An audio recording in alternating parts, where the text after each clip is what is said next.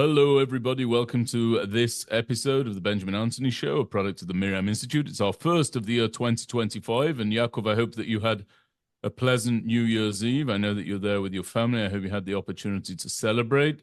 And thank you for joining me, in-house analyst Yaakov Lappin and dear friend. It's a pleasure to be with you. Should we dive right into a tremendous event that has been cleared for publication, namely the successful raid of an elite unit of the Israel Defense Forces, the Shaldag unit, together with 669, a rescue unit, also an elite unit of the Israel Defense Forces, and some representation from the Yahalom unit, which translates to the Diamond unit, which is the elite branch of the combat engineers. And these three units combined to bring off one of the most daring raids, I would say, certainly in modern history, possibly in the history of the Israel Defense Forces, when they detonated and destroyed a manufacturing plant of the Iranians deep inside Syrian territory, not latterly, but as far back as September, which in this rapidly moving environment is a significant amount of time ago. And it has been cleared for publication. There are incredible images, both video and photo, being circulated throughout the media. And I have to give credit where credit's due. There's wonderful reporting that I've read on Times of Israel. I've also obviously been watching our media in Israel more broadly. But I just want to give everybody a very brief overview of this. The Israeli Air Force, and much of this I'm quoting from Times of Israel coverage, the Israeli Air Force on Thursday revealed details and footage from one of its most daring and complex commando operations ever, in which 120 members of Special Forces units raided and destroyed an underground Iranian missile manufacturing plant deep in Syria in September. The raid, which was dubbed internally by the Israel Defense Forces as Operation Many Ways, was focused upon a facility that was codenamed by the military Deep Lair. And that facility was dug into a mountain at the Scientific Studies and Research Center known as SIRS, or SSRC, in the Masyaf area of Syria, west of Hama. The site lies more than 200 kilometers, which is 124 miles, north of the Israeli border, and some 45 kilometers, 28 miles, from Syria's western coastline. So when I say this was deep within Syria, I mean deep within Syrian territory. And Iran began planning Deep Lair in 2017 after an Israeli airstrike that same year at SIRS, that's the facility. After that airstrike took out a rocket engine manufacturing site that was stationed above ground, according to the military. So that's a very rudimentary overview of it, not to belittle the reporting. I've said there was excellent reporting in the Times of Israel on this occasion, as there often is. But when I say rudimentary, it's because we're going to get into some of the details. And one of the first things that I want our listeners to understand, Yaakov, is why Commandos were sent in to carry out this mission. Why send men on the ground? And the answer is because that particular site, Deep Lair, that Iran had constructed was between 70 and 130 meters below ground, and it was therefore virtually impossible to destroy from the air. So tell us what you know, Yaakov, about this, and I'll supplement as and when I'm able. Right. So, this is actually part of a much bigger shadow war that has been raging for well over a decade. And that is the Israeli campaign, or you could also call it a counter campaign, to disrupt the ongoing Iranian effort to turn Syria into another war front against Israel. And there are two main ways that Iran has been trying to do this. One is to use Syria as a smuggling zone to connect its supply lines from Iran, Iraq, through Syria and into Hezbollah's weapons depots in Lebanon itself. And the second was to set up arms factories on Syrian territory itself, because the Iranians could do that. Basically, Assad, the regime, was a client state of the Iranians, and they set up this factory, this Masyaf factory, right on the border, close to the border with Lebanon, because they intended to use it as a very close supply line for Hezbollah. The kinds of missiles that were coming out of, or were supposed to come out of this factory are very dangerous. We're talking about missiles with ranges of between 40 to 300 kilometers, four different types of missiles that the IDF mentioned on a briefing that I attended by the IDF spokesperson's unit. He discussed, the kinds of missiles. And these are guided ballistic heavy missiles, the kinds of missiles that can bring down buildings if they strike, if they make a direct impact. They can bring down multiple buildings, some of them. Interestingly, one of the missiles there was called the M600, which is a version of another missile that those who are into these things would recognize that it's in Hezbollah's arsenal already, and it's called the Fatah 110 missile. This is a guided missile, Iranian designed. So, really what we're talking about was a major Iranian attempt to give Hezbollah its biggest, most dangerous missiles and make them just out of the Lebanese territory, right on the border.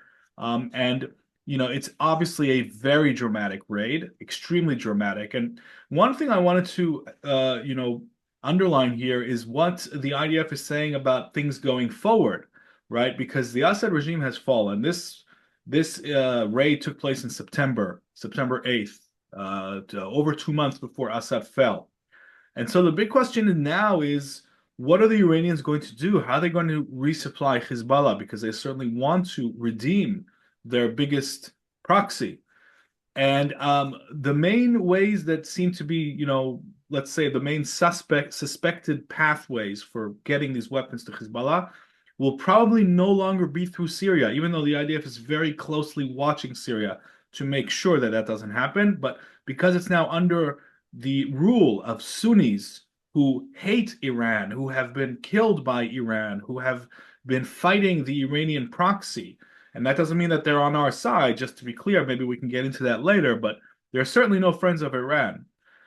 So I think that what we need to look out for now is Iran trying to resupply Hezbollah by planes and ships that arrive directly in Lebanon, whether that's a ship that docks in Beirut port or a plane that lands at Rafik Hariri International Airport. They could come in through third-party countries to try and shake Israeli intelligence off. This is going to continue to be a cat-mouse game.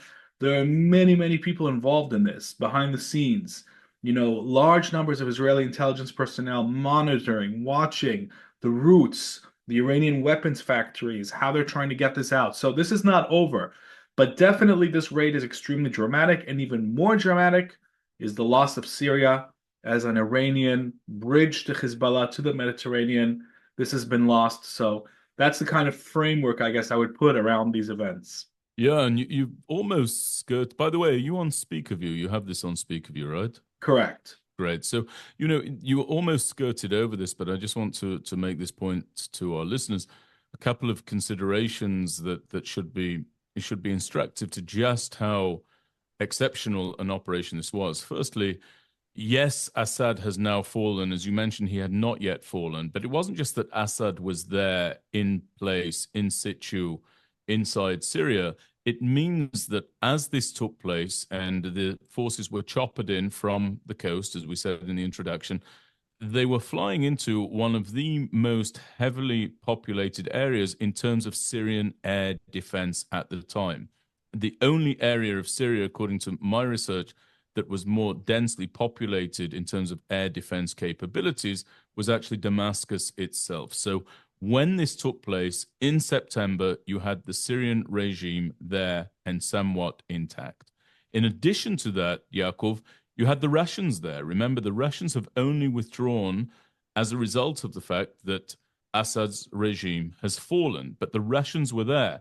And our listeners will be familiar with the term deconfliction, this enormous effort that was undertaken to coordinate between Israel's aerial capabilities and the Russians' aerial capabilities, both defensive and offensive capabilities, to avoid a direct clash over the skies of Syria as Israel enforced its red lines as they pertained, particularly, though not exclusively, to the funneling and supply of contraband by the Iranians through Syria over towards Hezbollah. So Israel made the decision that this operation, this commando operation, ought to take place despite the air defense capabilities of Syria, despite the air defense and air offense capabilities and presence of the Russians. And also, Yaakov, it did so at a time of a very, very hot war on two Yeah. fronts. So you had obviously the front of Hamas inside the Gaza Strip that is still ongoing, certainly was ongoing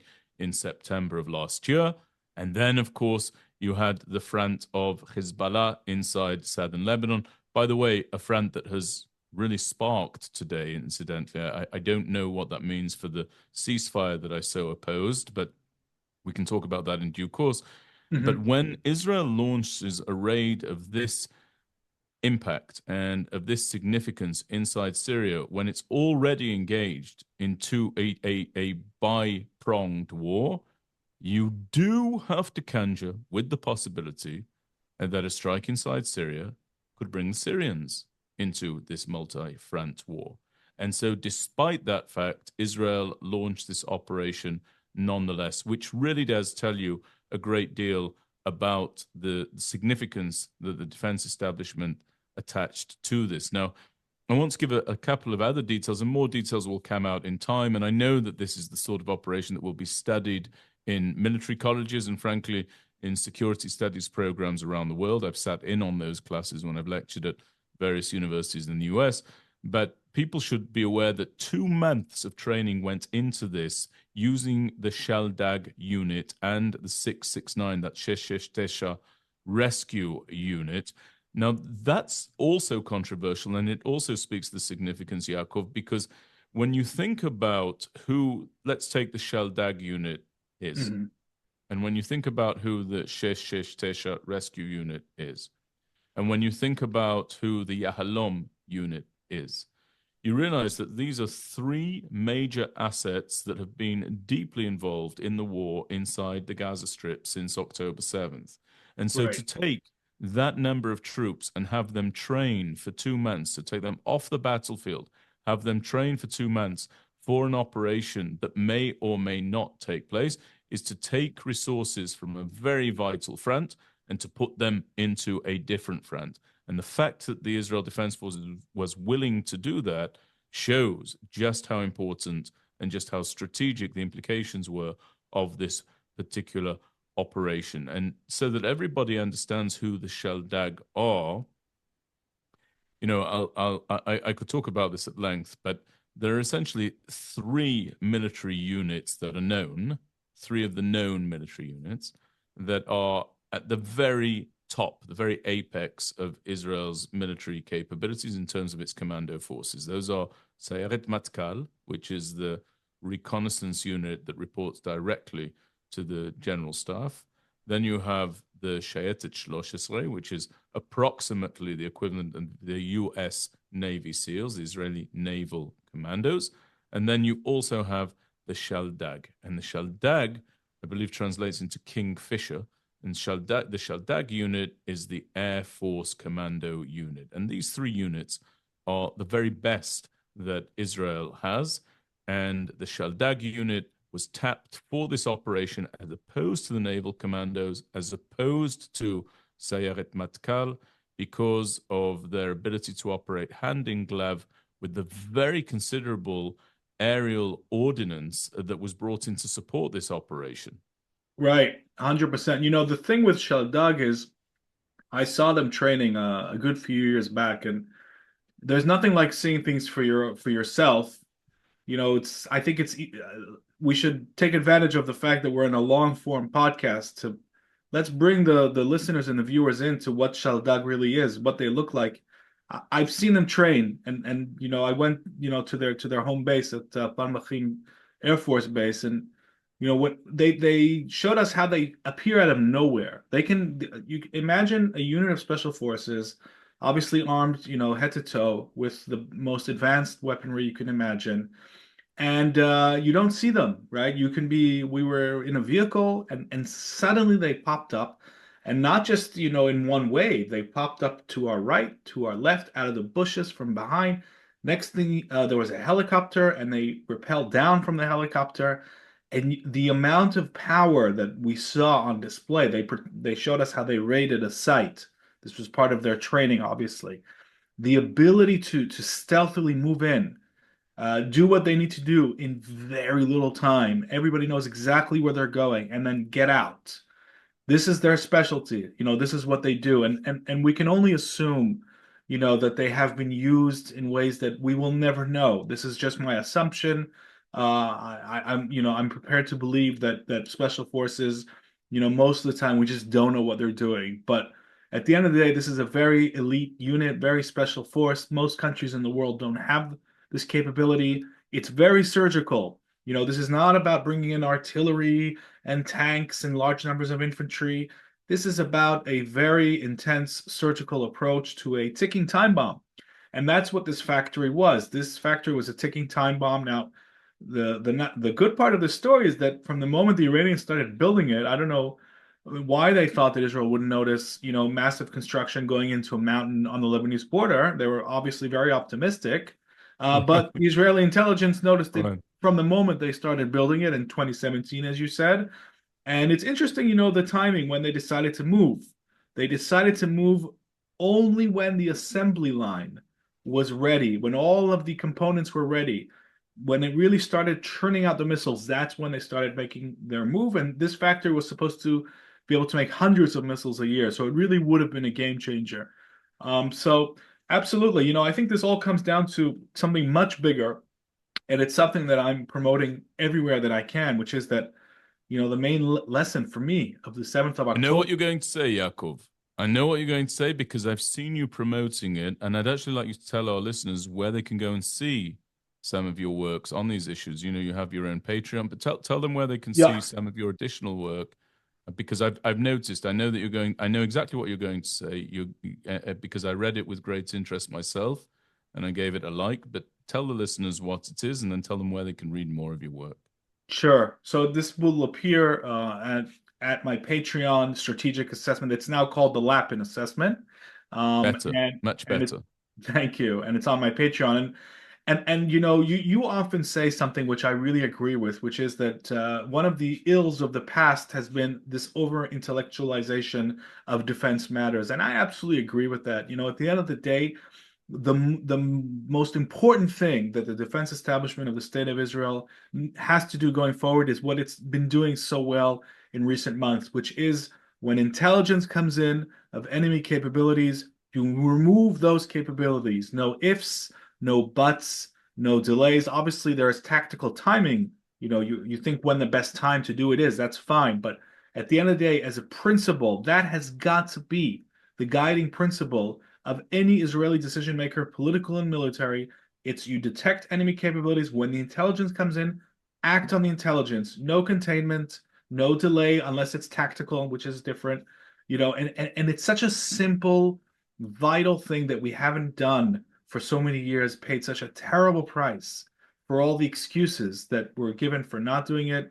And this is a wonderful example, and the bravery of these soldiers is phenomenal. I just try and even imagine a minute what it's like to be in their shoes, to go deep into Syria, and Yeah, so deep into enemies. just These immense, people are heroes. These people are heroes. immense pride, immense pride, and they only that type of Jew, I would say, only grows in Israel. You Only don't grows in find them Israel. anywhere else, Yeah, and just remarkable, remarkable individuals.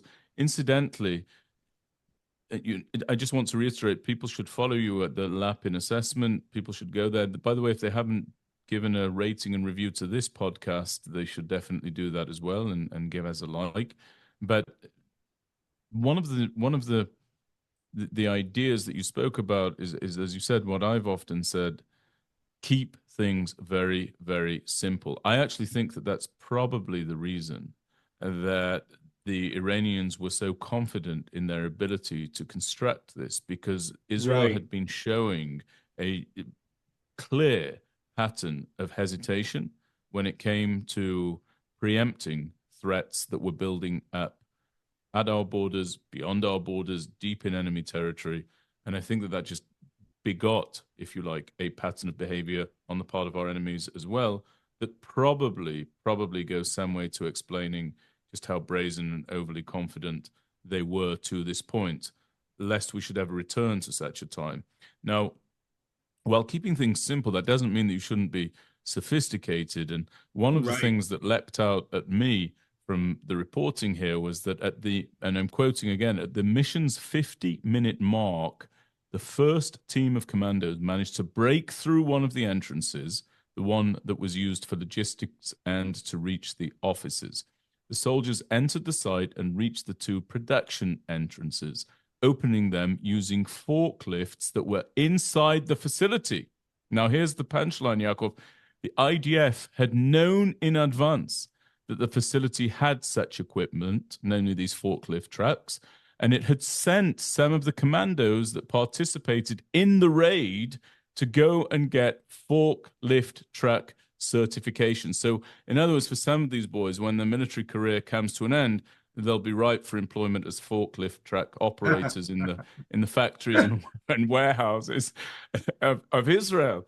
But talk about getting down to the detail, right? Imagine that you're one of these Shaldag elite operatives, and I know several of these people. I actually used to bring former Shaldag operatives to be my bodyguard when I would travel and lecture in the United States on the campuses. I had to travel with bodyguards 24/7 for several years, and I would always bring one who was formerly of the Shayetet, the Israeli Naval Commandos, and I would bring one from the Air Force Commandos. And the reason was that they were mission-oriented, they were bright, brilliant, very, very dedicated, but they thought in very different ways about how to solve problems, albeit in a collaborative sense. So I mentioned that because these guys want to fight. Okay, they want to be in the fight. They've volunteered for and gone through all of the tests of being one of the best units in the world in the military space. And imagine being one of them, and you're told that your tough kid, your role here is that you're actually going to go and get forklift truck certification for the eventuality, the possible eventuality that we may do this raid. And I can tell you, incidentally, raids of this size and scale very often can be trained for months, if not years, but actually be aborted at the last minute, never actually take place. So you're always dealing with that. Now we're going to turn to another subject pretty soon, but before we do, it's a heavy subject. We're going to talk about the recent attacks that have taken place in the United States of America, and we're going to be joined by one or two experts for that conversation. Yaakov, I want to tell you a story. Now, during my final training exercise inside my reserve duty in 2019, I undertook that exercise in a base called Seilim. And Seilim is this dummy Arab village. It's an extensive facility in southern Israel where we go to train in urban warfare. And it's something that takes quite an amount of time for a soldier to get back into, because the way that reserve duty works is that you go home, you do whatever you do in civilian life, and then you're called for reserve duty. And that reserve duty can be several weeks at a time. But the first 2 or 3 days, you undergo a process of what's called lehitchayel, to become a soldier again. And that's as much a change of mindset and as much a receipts of equipment and everything else. But it's a process.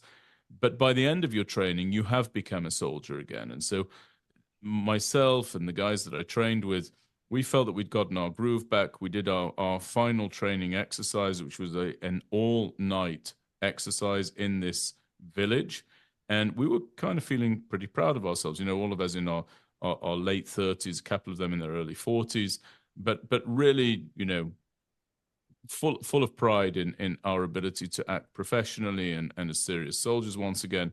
And as these, you know, mid-30s aged individuals started to roll out their cigarettes and put on their coffee and do all the things that soldiers do at the end of a training exercise, all of a sudden, from the corner of our eye, we spotted 2 columns of soldiers in what's called chetzi bet, so that's army pants and plain black t-shirts with the highest level of gear on their military gear that anybody could imagine, moving in total silence, in complete synchronization, one with the other.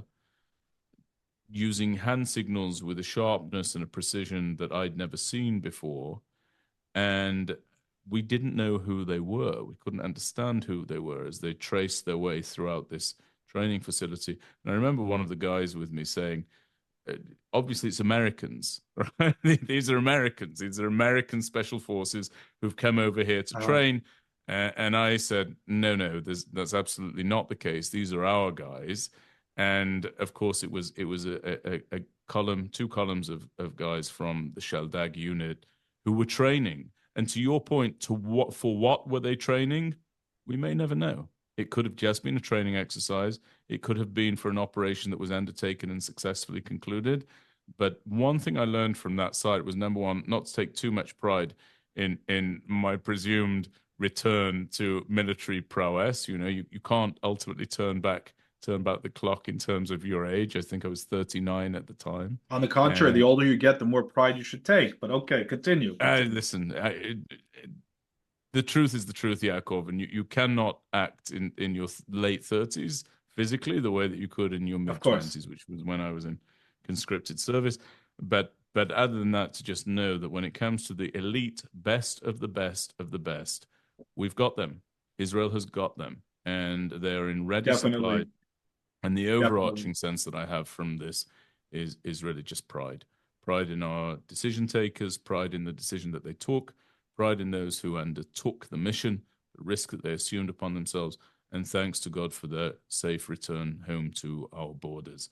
And we appreciate all of them deeply. Now, Yaakov, there is another event that I want to turn to, which is a series of terror attacks that have taken place in the United States of America. And we're actually going to bring in now Micah Jones. So Micah, if I can ask him to join us and to unmute himself, just so that everybody knows who Micah is. Just bear with me for one moment.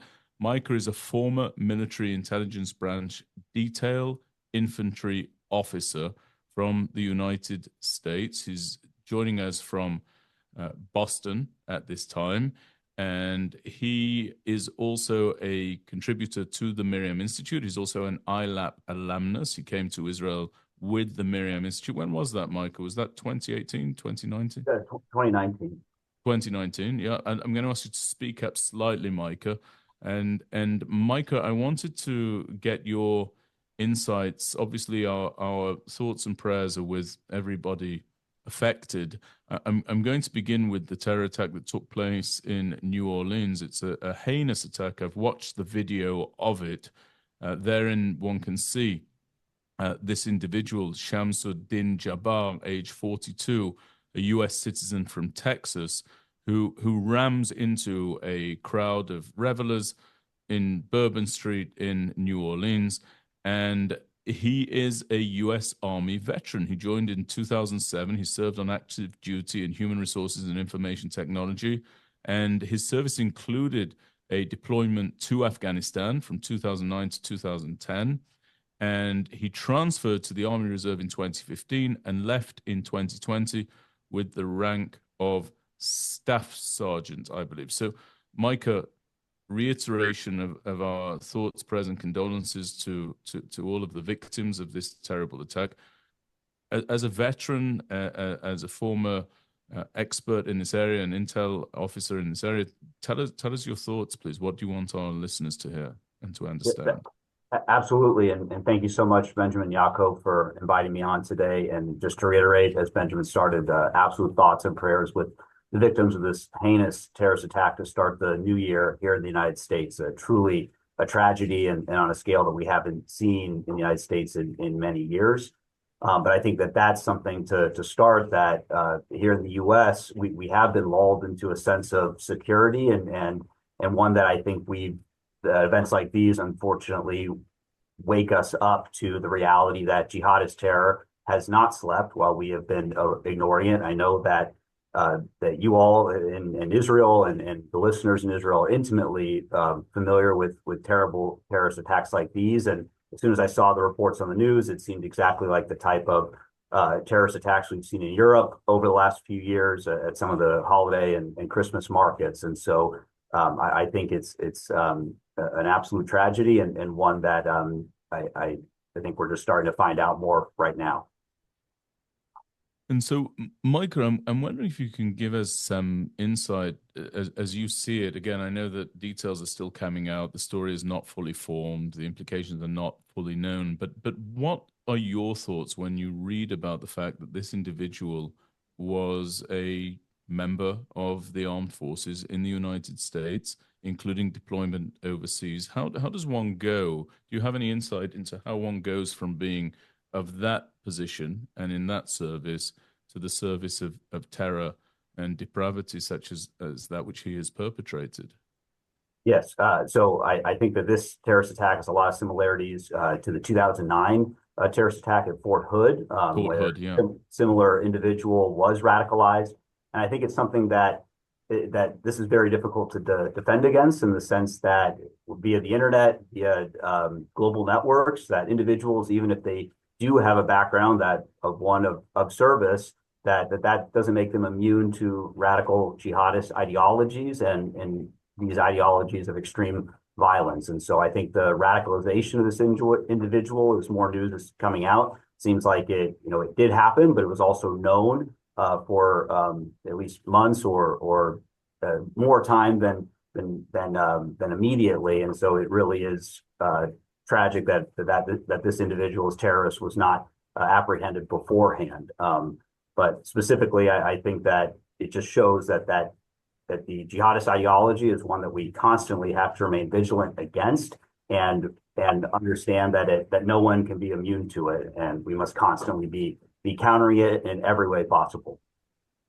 And Micah, how seriously do you think the current administration takes the work that is needed in order to counter the radicalization of service members, service personnel, former service personnel, or individuals who have never served in the military? There has been a resistance to the idea that jihadism and efforts to breed jihadism is not actually taking root and branch in the United States of America, that this is merely a conversation, a battle of ideas. Different ideas work to, for example, uplift the oppressed, is often what pro-Hamas, pro-jihadist chants and marches in places like Manhattan have been put down to, falsely so. But where do you think the administration is when it comes to the work that's needed to counter that?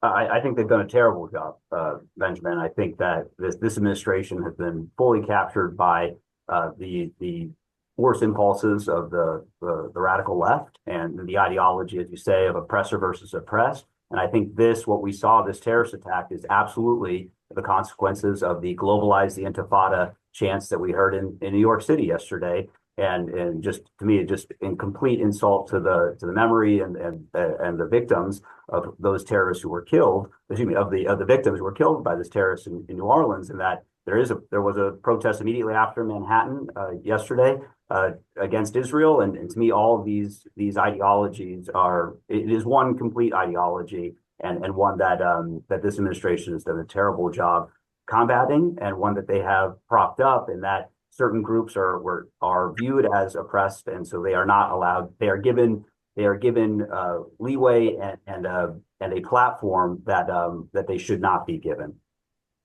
And do you feel that that's going to be something that the incoming administration is going to take much more seriously?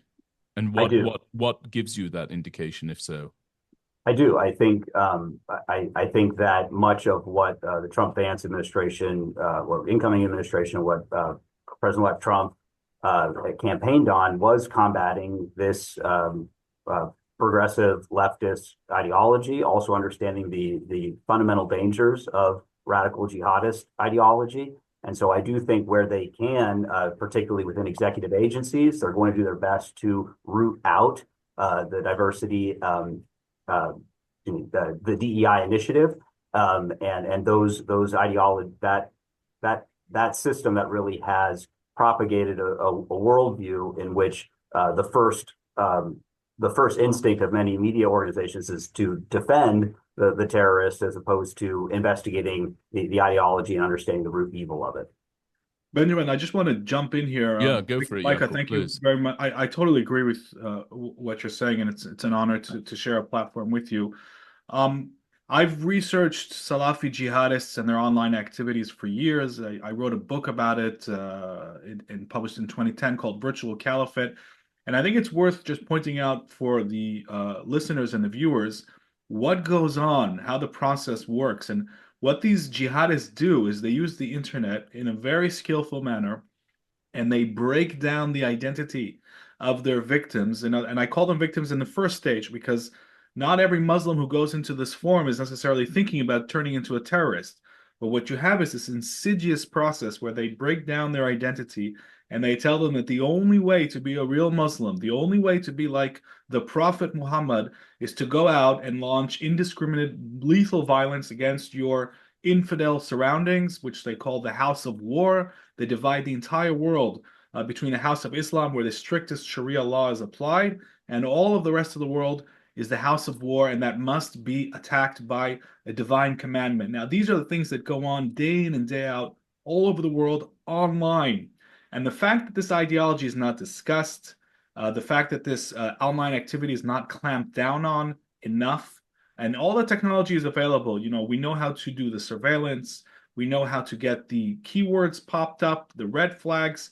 So I think that everybody, governments, tech corporations, has to really get together and start learning how to prevent these forums from existing in the first place, because it's a matter of life and death. So a lot of this indoctrination is going on online.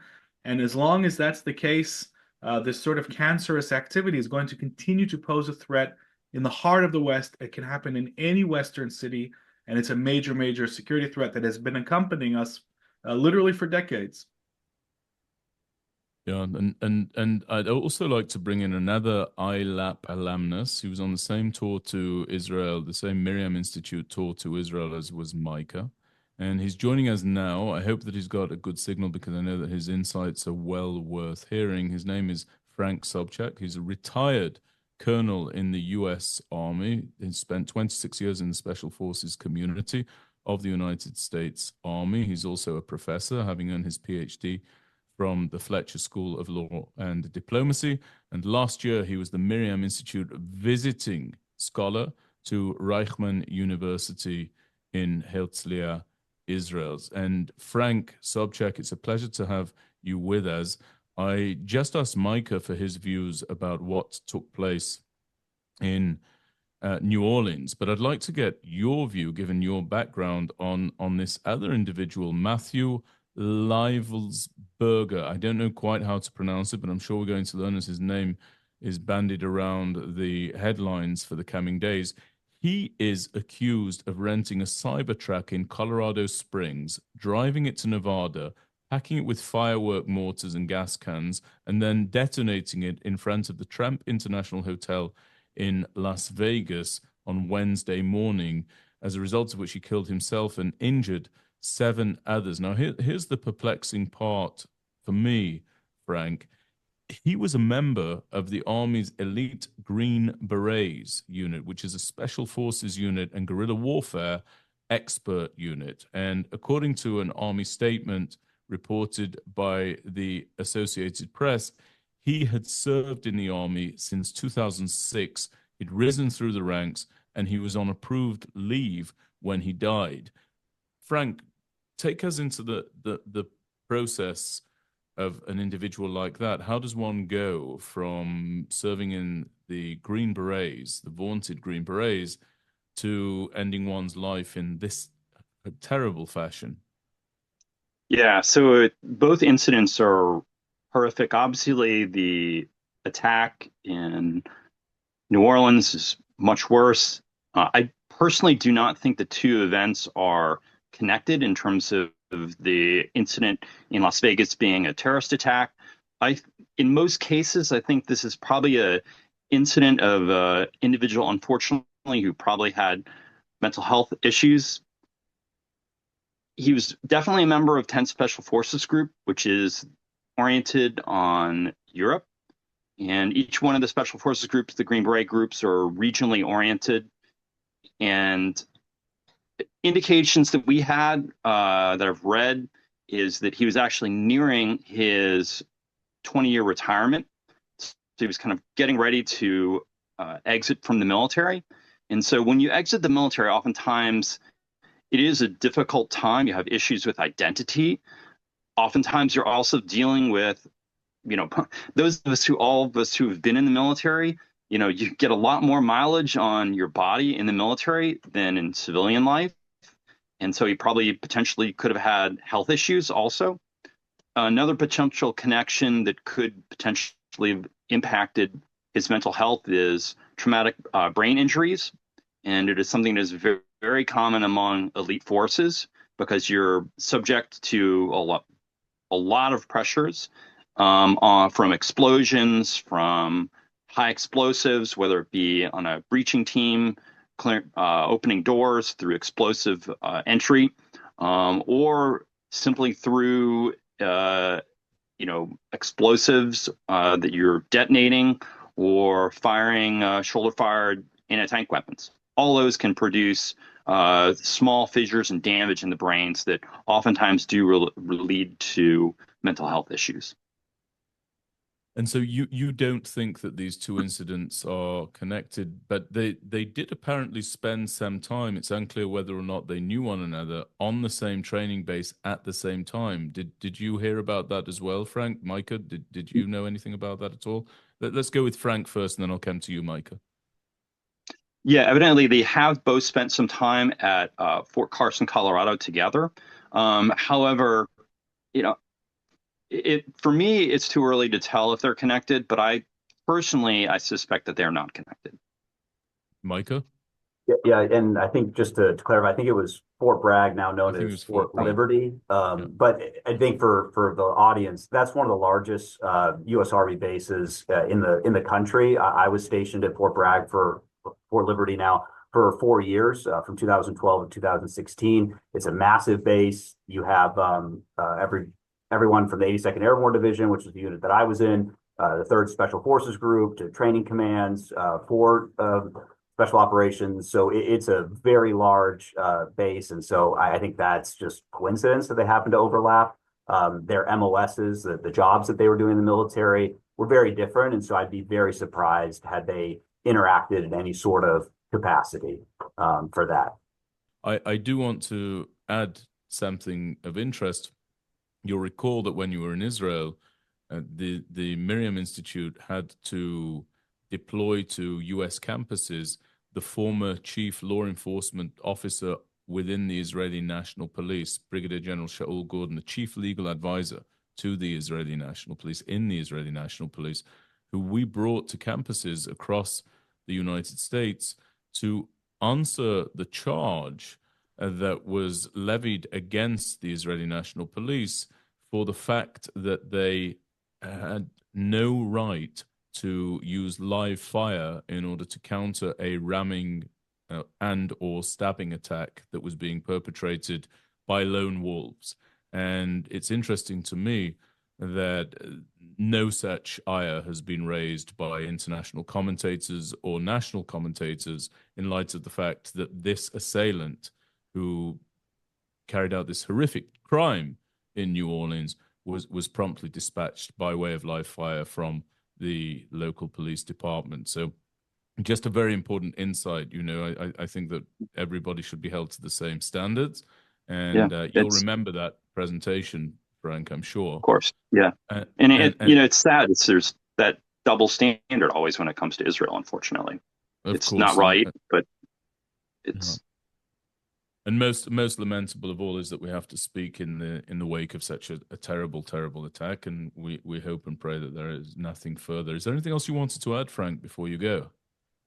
I guess the only thing I would add is that attacks like this are extremely difficult to counter. They're extremely difficult to predict. I mean, if some of them, we're getting information right now that sometimes is either unconfirmed or that is just hot off the presses. And so some of the information I read was that he converted recently, as in very recently, and that he was Christian before and that he converted perhaps even within months, if not weeks of the attack. And, incidents like that are very difficult to catch, especially with the American, First Amendment, the freedom of speech, our ability to tamp down on even radicalized websites is challenging. Mm-hmm. Mm-hmm. Well, thank you very much, Frank. I appreciate all of your insights. Thank you for finding time to be with us. Very, very Thank you, good of you Benjamin. to do so. And I Thanks. look forward to the next time that we connect. All the very best. Thank you. Thank Thanks for you. having And me on. our pleasure. And Yaakov, we will continue. We're going to hit two further topics that I think are important for our listeners to know. The first is the resignation of Yoav Gallant back to Israel. The resignation of Yoav Gallant, formerly the chief of staff, the Minister of Defense in the States of Israel. He has now resigned from political office. People will know that he stepped down as defense, who's fired as defense minister some weeks ago. He was replaced by Israel Katz, who is seen as something of a Netanyahu loyalist, rightly or wrongly. I don't know that I would categorize him as such, but he's there in situ. And Yoav Gallant, who was Minister of Defense at the time of the October 7th massacre, has seen fit to bring to a close, maybe temporary, maybe permanent, his political career. What do you think about Yoav Gallant doing so? I'm pretty indifferent. I respect the choice. I don't think it's going to make a huge difference once he's out of the post of defense minister. What was he really going to do in the Likud party anyway? So I think it's a natural step. At the end of the day, I think Yoav Gallant represented somebody who was tactically very competent and knew how to instill a fighting spirit in the troops, and he did that day in and day out. And for that, he is to be commended. But strategically, I have a lot of criticism of Yoav Gallant. As defense minister, I felt that he was essentially had become a rubber stamp of the chief of staff and was basically just a yes man to whatever concept that the general staff was promoting. He was there representing it. I didn't feel that he pushed back. And very interestingly, the new defense minister, Israel Katz, the one who everybody said shouldn't be there. And I didn't agree. I said, let's give this guy a chance. Why are we so quick to decide? Maybe the fact that he's not from the system is a good thing after the groupthink and the disaster that it led to. I'm much more open to this kind of appointment. And he's already told the general staff that he is expecting the official investigation, the military after-action review into the 7th of October to be on his desk. I think within a month or so. He said that 2 weeks ago. And, he is not a rubber stamp, certainly not, of the general staff. He's already said, I'm not willing to accept any more generals being appointed who have a stain, who have been implicated in the 7th of October. I'm not going to automatically approve that. I think that's a good thing. I don't think those are bad decisions at all. So at the end of the day, I think that Yoav Gallant made the right decision. And he should be given a lot of credit for the fact that he spent his life defending the state of Israel. Obviously, he's taken part in incredible operations and really, credit, where credit is due. But strategically, I was disappointed with him, and I think that politically, he made the only right decision that he could at this stage, which is to exit the arena. And the last subject that I want to touch on is a little bit of an odd topic, but I want people to be aware of what's going on in our media in Israel as well as the media around the world, and that's the agenda-driven nature of it. Now, today I was watching Channel 12 News, which is, how would you describe Channel 12, Yaakov? Is it the major outlet, the major media outlets in Israel? I think it's the largest, right? It's the one that pulls in the most amount of ratings, but we have to put in an asterisk here because this I think is only relevant to a certain age group. Okay, like Sure. in the rest of the world, young people I don't think are turning to any TV news to get their news. Right. They're going to, I don't know where, Twitter, TikTok, whatever. Yeah. It's gone online. But certainly for a certain age group, Channel 12 is the main go-to source for their news. I wouldn't know which age, but I would say that it's probably at least 40 and over. So the reason that I'm mentioning this is because I was watching the news and going through the headlines and trying to learn all that I could about this incredible operation that we started the conversation today about. And I see there that the foreign correspondent suddenly for Channel 12 News is a fellow named Nitzan Horowitz. Okay. Now, Nitzan Horowitz began his career as a journalist. He then made a foray into politics, and he actually became the leader of the Meretz party, which is, I would say, the furthest left party in Israeli politics. And I think that it actually flirts with being beyond the bounds of the mainstream. That's my own view, but it is in the mainstream. I just think a little bit further and it would be beyond the bounds of the mainstream. And there's probably a progressive wing of the Meretz movement that would seek to move it more toward the left.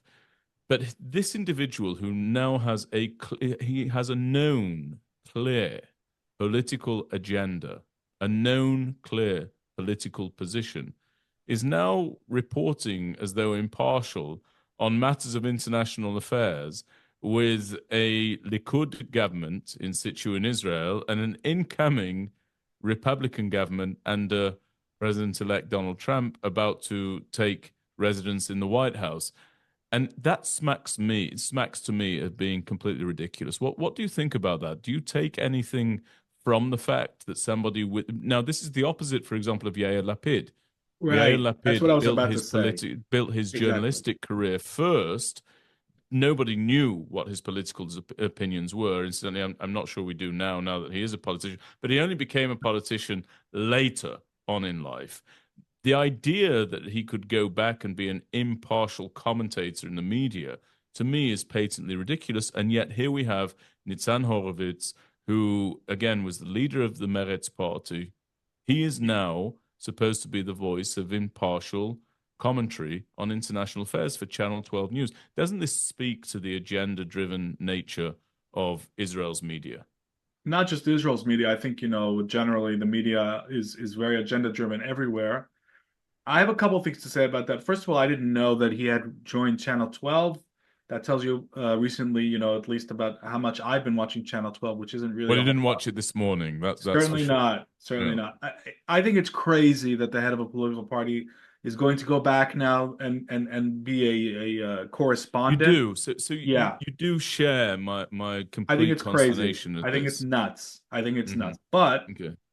now, and I'm going to add something else. Everybody has a political opinion, whether you've served in a political party or not, and that's fine. And you know what? Even the expectation that journalists are going to be impartial, I never thought it was realistic because they're human beings. But what I expect journalists to do is to report the facts and follow the data wherever it may lead. And if they want to express an all-out opinion, let them do so under the headline of an opinion. And when they're reporting something, report the facts, follow the facts, even when you don't like where they lead. If they do that, right, and they're upfront about their opinion, but they say, here's the report, here's my opinion, and they make a clear distinction, I'm okay with that. I think that's fair and that's legitimate.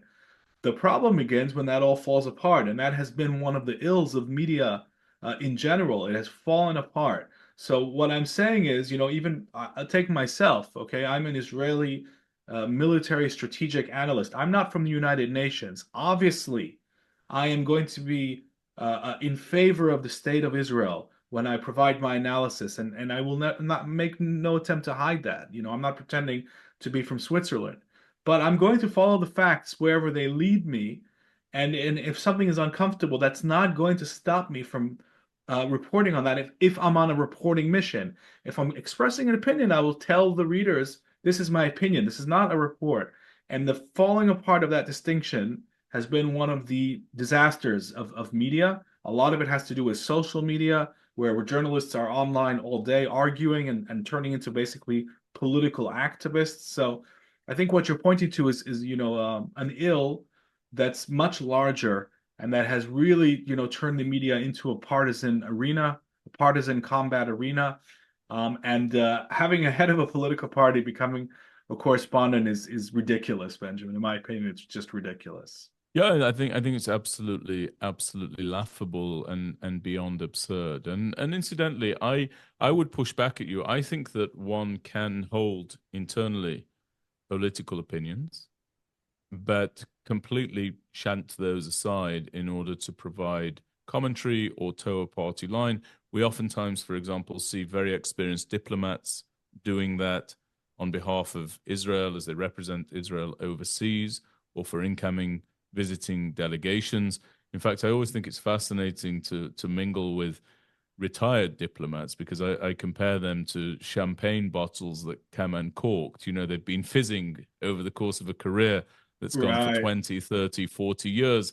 And suddenly, as they cast off their role as an official diplomat for the state of Israel, they have some of the most strident political views that anybody could imagine as they, you know, spray all over the place with their opinions. But I do think that one can do that. I don't think that the audience can be expected or ought to be expected to take seriously analysis from somebody who is the known leader, erstwhile leader of a far left, or by the way, for that matter, a far right. Doesn't matter where on the political spectrum, but in this case, a far left political movement.